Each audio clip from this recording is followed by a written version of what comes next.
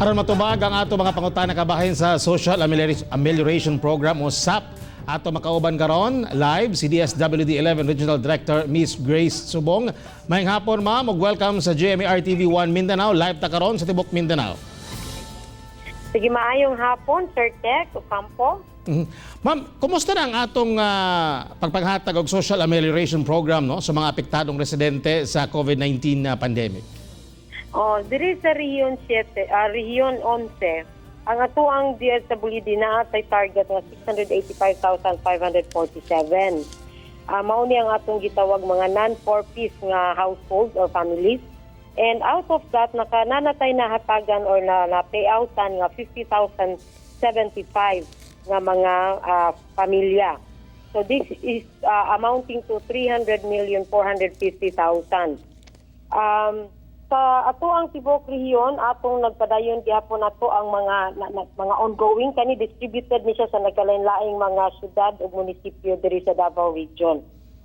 Sa Davao City lang naanatay nahatag no nga 16,930 ka pamilya. Out of the atuang target na 298,043. This amounting to 101,580,000. Naglangkop lang ni sa 73 ka barangays out of the 182 barangays sa Davao City. Okay, ma'am, klarohon nato no kay mga nagapangutana, kinsa lang ba ang mga qualified niini? Ang atong gingon nga mga qualified mauning mga gitawag nato low income family. Mauni siya ang giingon nato nga mga naa sa kalagmitan ani naa sa mga informal sector nga mga walay kita or sweldo tungod kay ang mga trabaho nila no work no pay sila ang ilang status. O kani sila wala po ni sila mga panginabuhian. So nag-agad lang ni sila sa ilang actual no nga mga kahago og trabaho. O kani sila sa gingon pa nato katong mga low income, mga poor families. Ug atong emphasize nga pamilya siya dili siya individual. So kung ang usa ka sector, example senior citizen, dapat atong gitan-aw dili ang usa ka senior, kung dili ang iyang pamilya sa senior citizen nga naa siya sa low income bracket.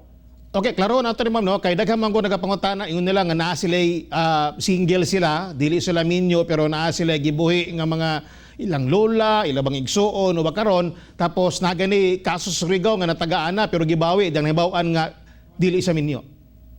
O tatong gingon sir, ang atong gi-assess is as family. No? So, say ka na siya, membro man na siya sa pamilya, gitan-aw na to ang iyang kinatibukan.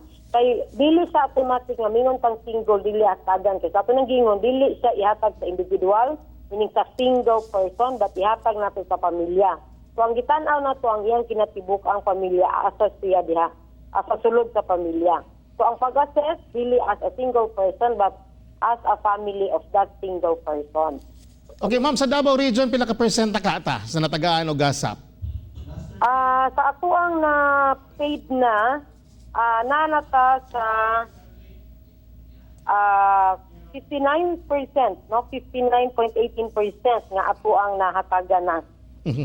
Okay, ma'am, laka pinangutanan no unsa pag-avail niini kay nami uban mo adto pag barangay mo adto ba unsa bay angan nilang buhaton uban online daw ko no? Unsa maayo ani?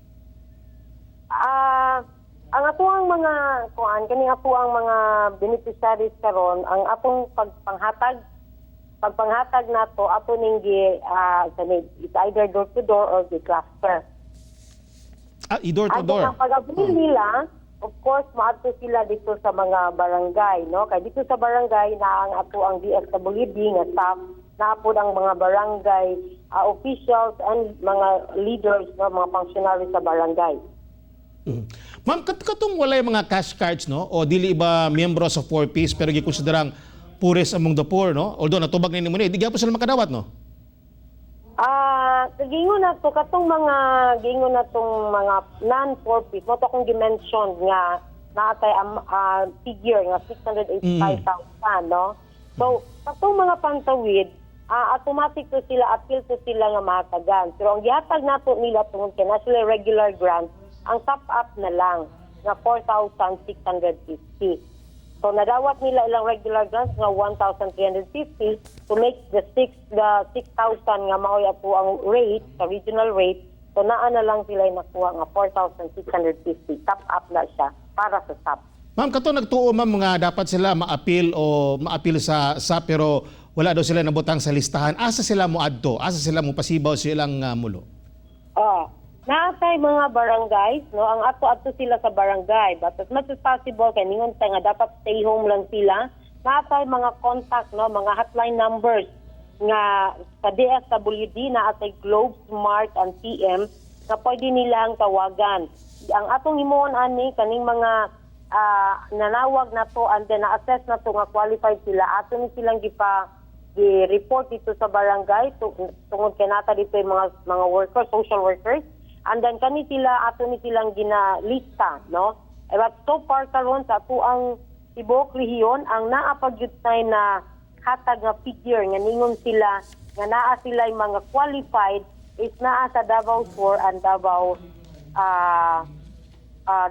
Oriental. So kani sila ron ato ning gikuha ang ilang actual no nga figure tungod kay gusto natong maklaro nga kani bagong gipanghatag nga figure maubag gyud nga gitang natong mga qualified pero na-exclude lang sila sa maong allocation. Okay, ma'am, asa na ta karon no sa relief distribution? Pila na ba more or less ka porsyento ato natagaan din sa riyon? Ang atuang natagan is nalata sa mga 70,000 plus no nga ato ang na-distribute sa tibuok rehiyon. Distributed ni siya sa different municipalities and cities as augmentation nato dito sa ato ang mga munisipyo. Okay. Director, mensahe na lang nyo no, sa ato mga kaigsuuna nga nagtanaw karon. Go ahead, Director Subong. Mo lang no, ang amo ang gipangayo unta na amo kooperar ang mga tawo pinaagi sa paghatag sa ilang mga complaint sa mga authority, no, sama sa DSWD at sa barangay. O kung naman ganit sila complaint, again, amo pong gi-encourage nga ato sila motawag sa mga hotline nga ato nang gipang-flash, gipanghatag sa mga barangay.